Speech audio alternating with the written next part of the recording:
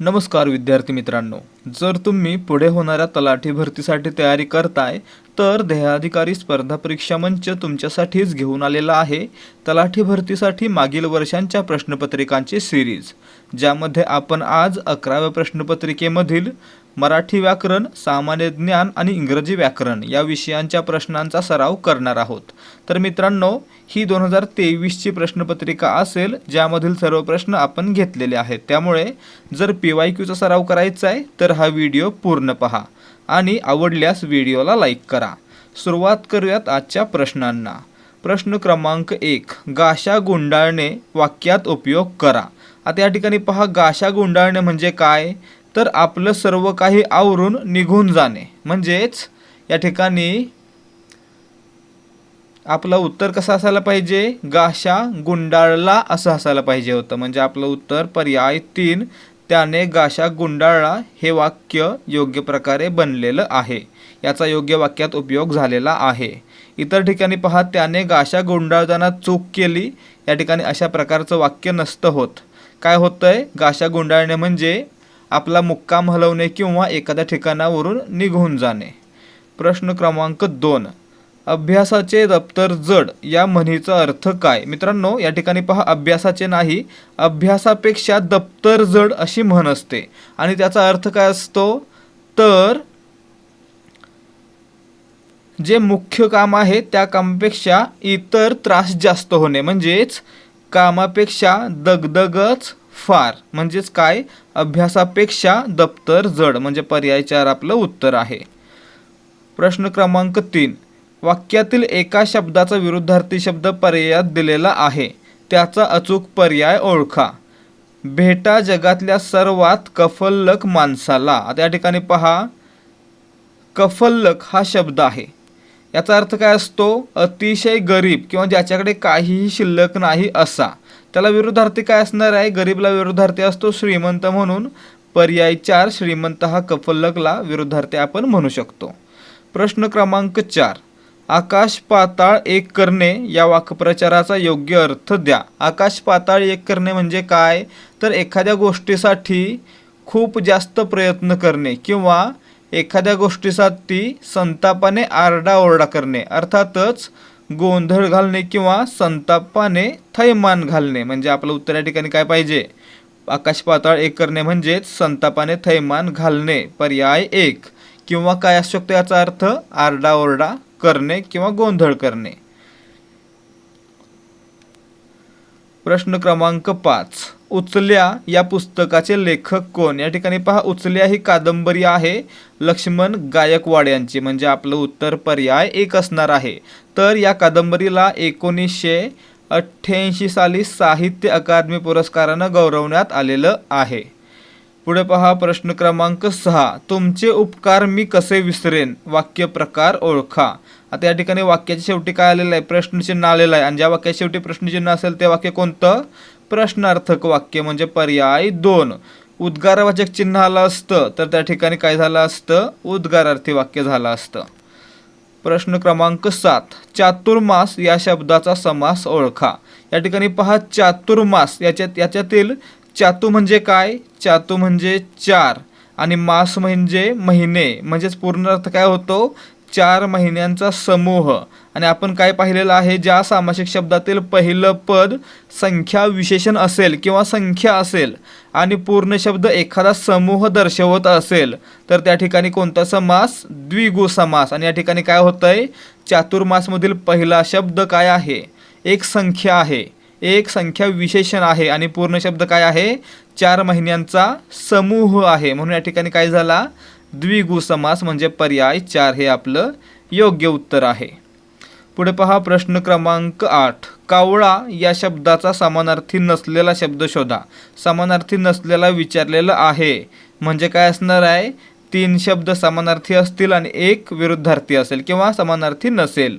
मग या ठिकाणी पहा, कावळा म्हणजे काक, बरोबर।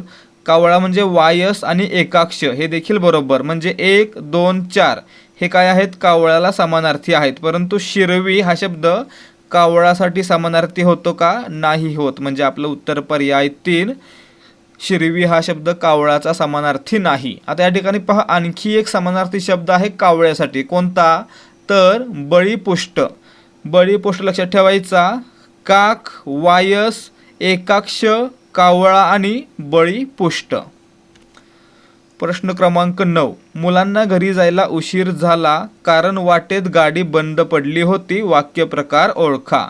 आता या ठिकाणी पहा मुलांना घरी जायला उशीर झाला हे मूळ वाक्य आहे आणि त्याचं कारण आहे ते दुसऱ्या गौण वाक्यामध्ये दर्शवलं गेलेलं आहे.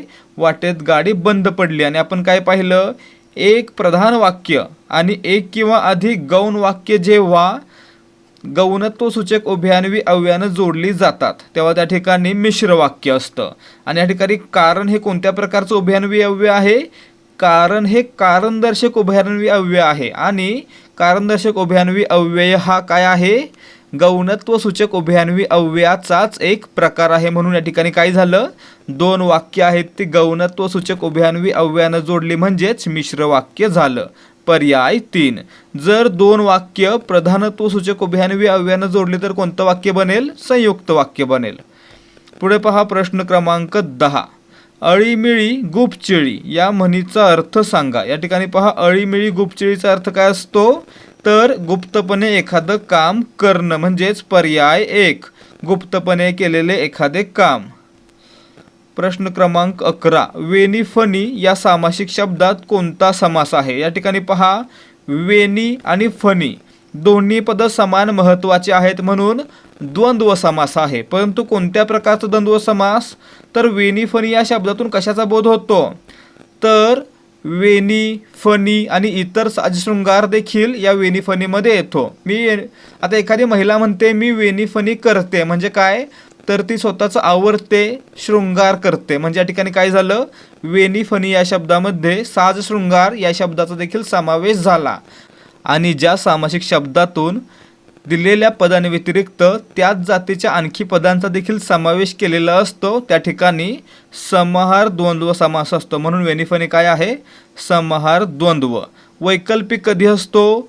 जर दोन समान महत्त्वाचे शब्द जर किंवा अथवा यांनी जोडले गेले तर त्या ठिकाणी वैकल्पिक द्वंद्व.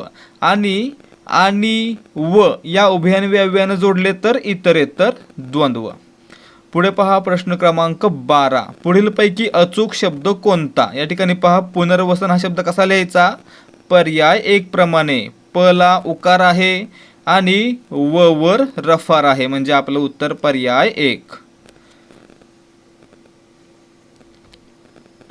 प्रश्न क्रमांक 13. अपमान केल्यास कुणाला राग येत नाही या नकारार्थी वाक्याचे होकारार्थी विधान कोणते? आता या ठिकाणी पहा होकारार्थीचं नकारार्थी करताना किंवा नकारार्थीचं होकारार्थी करताना काय करायचं? तर क्रियापदाचं विरुद्ध रूप घ्यायचं. राग येत नाही, राग येतो. कुणाला विरुद्धार्थी काय? सर्वांना. म्हणजेच अपमान केल्यास सर्वांना राग येतो किंवा प्रत्येकाला राग येतो म्हणजे काय आपलं उत्तर असणार आहे पर्याय 1. अपमान केल्यास प्रत्येकाला किंवा सर्वांना राग येतोच. या प्रकारच्या प्रश्नांसाठी आपण काय करतो? तर काही शब्दांचं आणि क्रियापदाचं विरुद्धार्थी रूप घेतो.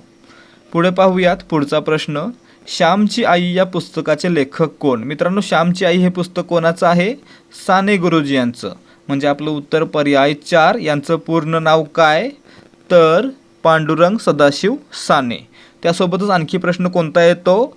तर पंढरपूरचा मंदिर सत्याग्रह कोणी केला? साने गुरुजींनी. त्यासोबतच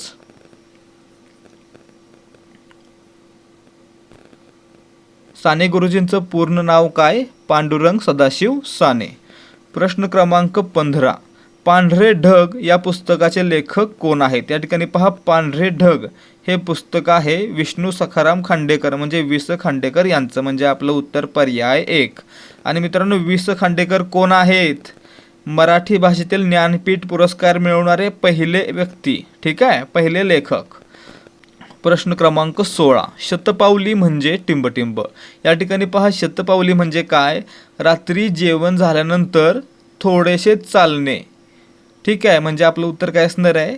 जेवण झाल्यानंतर थोडेसे अंतर फिरण्याचा परिपाठ. म्हणजे आपलं उत्तर पर्याय 4. जेवण झाल्यावर थोडेसे अंतर चालणे किंवा 100 पावले चालणे.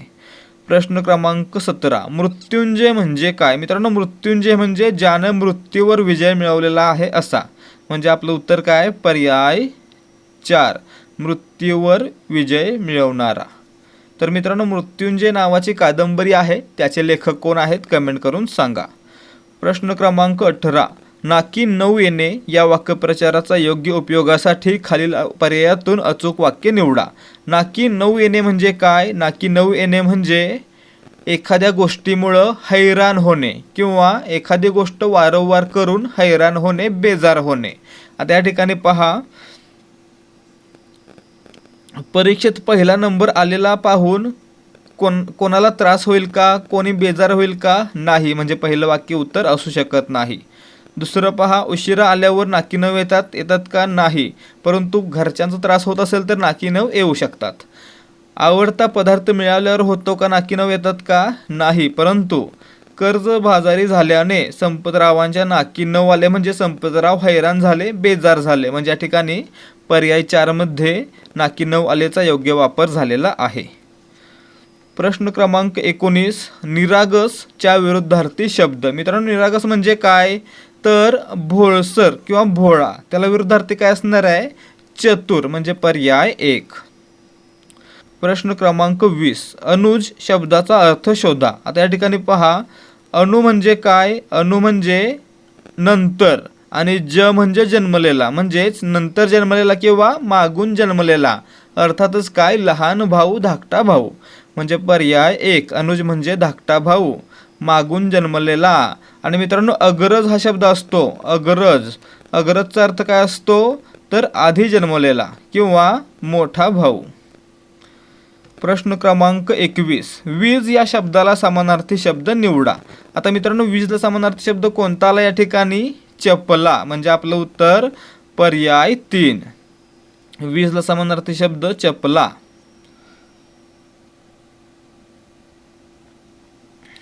प्रश्न क्रमांक 22, शाश्वत या शब्दास विरुद्धार्थी शब्द सांगा. मित्रांनो, शाश्वत म्हणजे काय? दीर्घकाळ टिकणारं किंवा कायमसाठी टिकणारं. त्याला विरुद्धार्थी काय असणार आहे? थोड्याच काळामध्ये खराब होणारं किंवा अल्प काळामध्ये नष्ट होणारं. म्हणजे आपलं उत्तर पर्याय 3. शाश्वतला विरुद्धार्थी अल्पकाळ. चिरकाल, चिरंतन, चिरायू हे शाश्वतचे समानार्थी शब्द आहेत आणि अल्पकाळ आहे तो विरुद्धार्थी. प्रश्न क्रमांक 23, बळी तो कानपिळी या म्हणीचा अर्थ सांगा. मित्रांनो, बळी तो कानपिळी म्हणजे काय? तर ज्याच्या अंगामध्ये शक्ती आहे तो इतरांवर अधिकार गाजवतो किंवा इतरांवर हुकूम गाजवतो. म्हणजेच बलवान माणूस इतरांवर हुकूम गाजवतो, यासाठी कोणती म्हण? बळी तो कानपिळी, म्हणजे पर्याय 1. प्रश्न क्रमांक 24, प्रयोगाचे मुख्य प्रकार किती? मित्रांनो, मराठीमध्ये प्रयोगाचे 3 प्रकार मुख्य आहेत. किती? 3, म्हणजे आपलं उत्तर पर्याय 2. कोणते कोणते? कर्तरी, कर्मणी आणि भावे. म्हणजे आपलं उत्तर या ठिकाणी पर्याय 3, पर्याय 2, 3 प्रयोग हे योग्य आहे. प्रश्न क्रमांक 25, राजा प्रधानाला बोलावतो या वाक्यातील प्रयोग ओळखा. प्रयोग ओळखायचा पहा. या ठिकाणी कसा ओळखायचा? वाक्यातील कर्ता कर्म क्रियापद शोधायचं. कर्ता म्हणजे क्रिया करणारा राजा. क्रिया कोणावर झाली? प्रधानावर, म्हणजे प्रधान काय झाला? कर्म, आणि बोलावतो क्रियापद.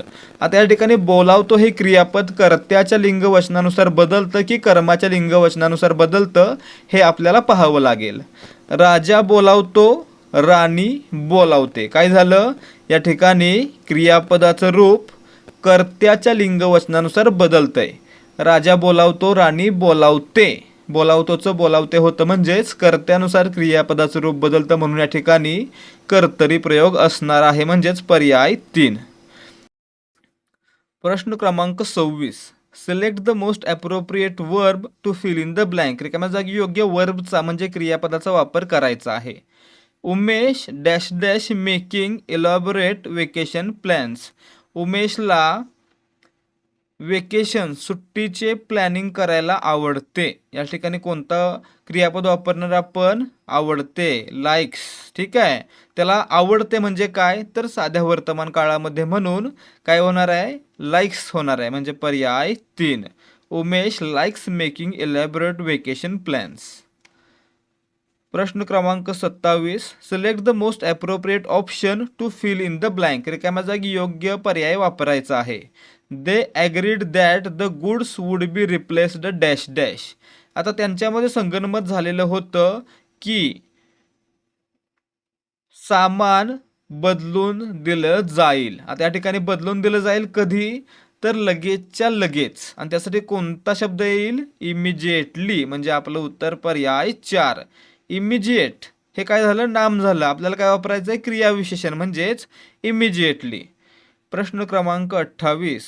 Select the most appropriate question tag to fill in the blank. I am also invited to Tuntun's birthday comma dash dash question mark. या ठिकाणी कशाचा वापर केला जाईल? या ठिकाणी क्रियापद पहा कोणता आहे?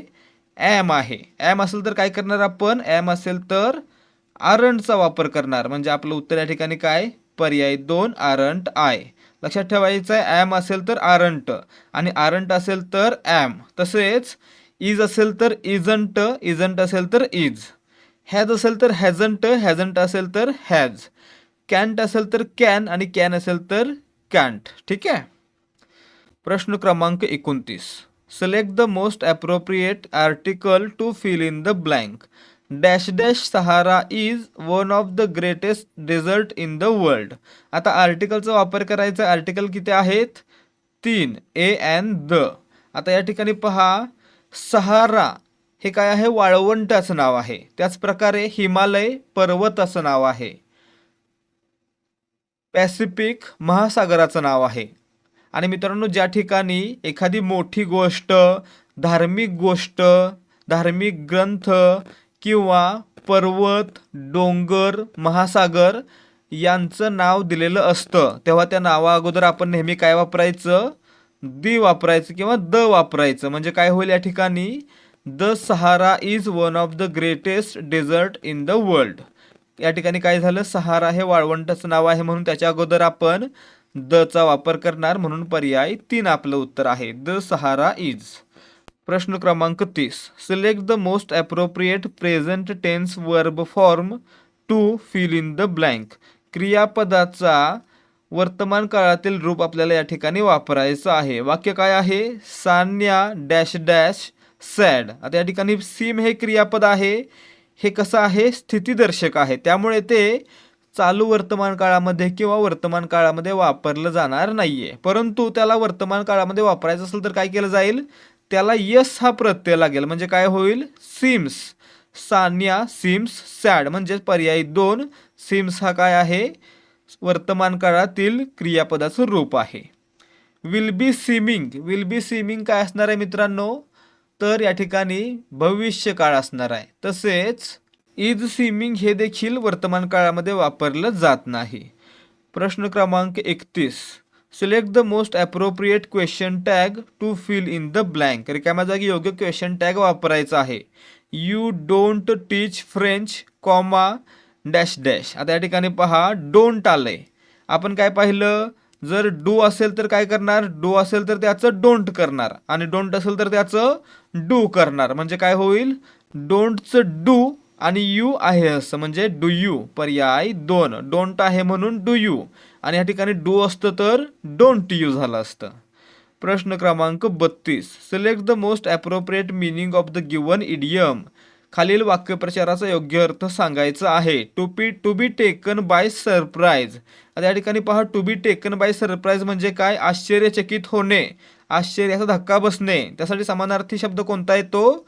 अमेज्ड. म्हणजेच आश्चर्याचा धक्का बसणे. म्हणून पर्याय 2 आणि वरील वाक्यप्रचार अर्थ एकच आहे.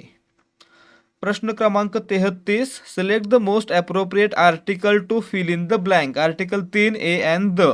आता या ठिकाणी पहा, dash dash Ramayana is a holy book of Hindus. आता या ठिकाणी काय पाहिलं आपण?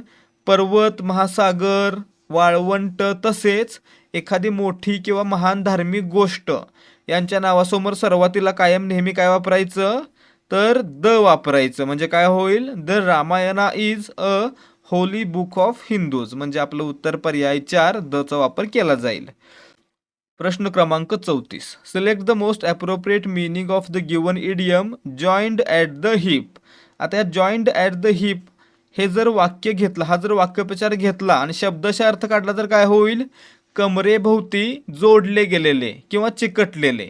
आणि दोन व्यक्ती कमरेभोवती चिकटले असतील तर काय? नेहमी एकमेकांच्या सोबत असतील आणि सर्व गोष्टी शेअर करतील. त्याच प्रकारे हा वाक्यप्रचार कधी वापरतील? जेव्हा दोन व्यक्ती नेहमी एकमेकांसोबत असतात तेव्हा. म्हणजेच नेवर बिईंग अपार्ट, वेगळे न होता एकत्र महत्त्वाचा वेळ घालवणं, म्हणजे पर्याय 1.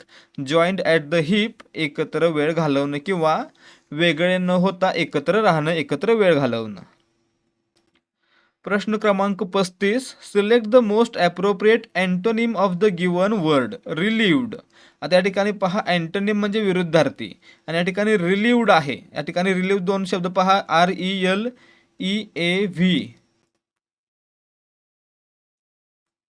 आता या ठिकाणी रिलीव्ह सारखा दुसरा शब्द एक असतो, RELIEVE. या रिलीव्हचा अर्थ काय? तर त्रास कमी करणं. आणि या रिलीव्हचा अर्थ काय असतो? याचा अर्थ असतो एखादी गोष्ट पुन्हा अनुभवणं. आणि त्याला मित्रांनो विरुद्धार्थी काय असणार आहे? एखादी गोष्ट दडपून टाकणं किंवा पुन्हा होऊ न देणं, म्हणजेच रिप्रेस. रिलीव्डला विरुद्धार्थी रिप्रेस, पर्याय 1. आणि या रिलीव्हला विरुद्धार्थी काय असतो? वर्सन.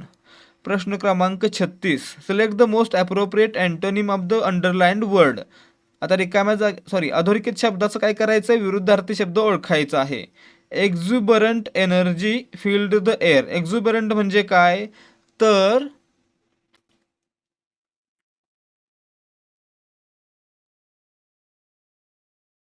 खूप जास्त एनर्जी असलेला किंवा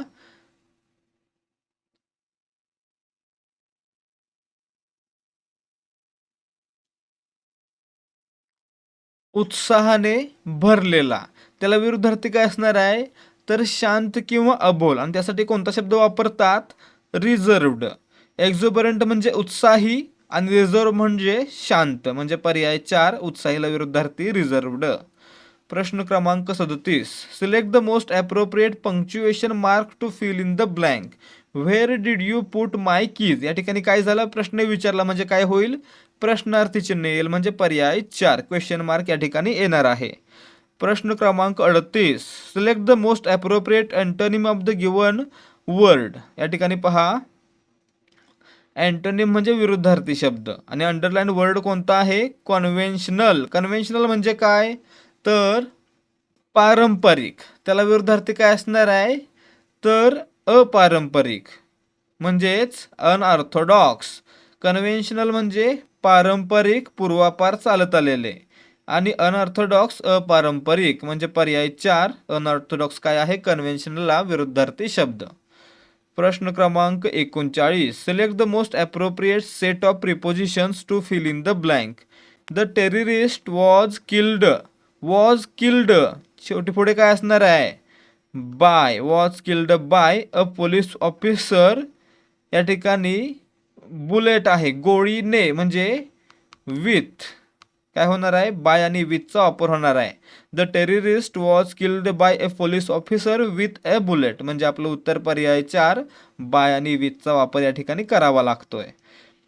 प्रश्न क्रमांक 40. मुलींना त्यांच्या वडिलांच्या मालमत्तेत समान अधिकार वारशाने मिळावे यासाठी हिंदू उत्तराधिकार कायदा 1956 मध्ये टिंबटिंब साली दुरुस्ती करण्यात आली. मित्रांनो, मुलींना वडिलांच्या संपत्तीमध्ये हिस्सा मिळण्यासाठी कोणता कायदा आणला? हिंदू उत्तराधिकार कायदा 1956. आणि त्यामध्ये सर्वात पहिल्यांदा बदल कधी करण्यात आला? तर 2005 साली करण्यात आला, म्हणजे आपलं उत्तर पर्याय 1. दुरुस्ती 2005 साली करण्यात आली. प्रश्न क्रमांक 41. खालीलपैकी कोणी 19व्या शतकात स्त्री पुरुष तुलना हे पुस्तक लिहिले आहे? मित्रांनो, 19व्या शतकात म्हणजेच 1882 साली ताराबाई शिंदे यांनी स्त्री पुरुष तुलना हे पुस्तक लिहिलेलं आहे, म्हणजे आपलं उत्तर पर्याय 3. प्रश्न क्रमांक 42. भारतातील गिर जंगल कशासाठी ओळखले जाते? मित्रांनो, गिर जंगल कोणत्या राज्यामध्ये? गुजरातमध्ये. कशासाठी प्रसिद्ध आहे? तर जगातील आशियाई सिंहांचं सर्वात शेवटचा अधिवास किंवा सर्वात शेवटचं ठिकाण ज्या ठिकाणी आशियाई सिंह आढळतात? म्हणजे या ठिकाणी काय झालं आपलं उत्तर पर्याय 4. आशियाई सिंहांचा उरलेला शेवटचा अधिवास कोणत्या ठिकाणी? गीर अभयारण्य, गुजरात. प्रश्न क्रमांक 43. भारत सरकारने धोंडो केशव कर्वे यांना भारतरत्न हा सर्वोच्च नागरी पुरस्कार कोणत्या वर्षी दिला होता? या ठिकाणी पाहायचं आहे, महर्षी धोंडो केशव कर्वे यांना 1958 साली 100 वर्ष पूर्ण झाली, म्हणजेच त्यांचं वय 100 वर्ष झालं. आणि मित्रांनो, त्याच वर्षी त्यांना जिवंतपणे भारतरत्न पुरस्कार देऊन गौरवण्यात आलेलं होतं. म्हणजे आपलं उत्तर पर्याय 3, 1958. 100 वर्षे पूर्ण करणारे एकमेव व्यक्ती आहेत ज्यांना भारतरत्न पुरस्कार देण्यात आलेला आहे. प्रश्न क्रमांक 44. खालीलपैकी कोणत्या नदीमुळे कर्नाटकातील प्रसिद्ध जोग धबधबा निर्माण होतो? मित्रांनो, कर्नाटकातील शिमोगा जिल्ह्यामध्ये शरावती नदीवर जोग धबधबा निर्माण झालेला आहे. म्हणजे आपलं उत्तर पर्याय 3, शरावती नदी.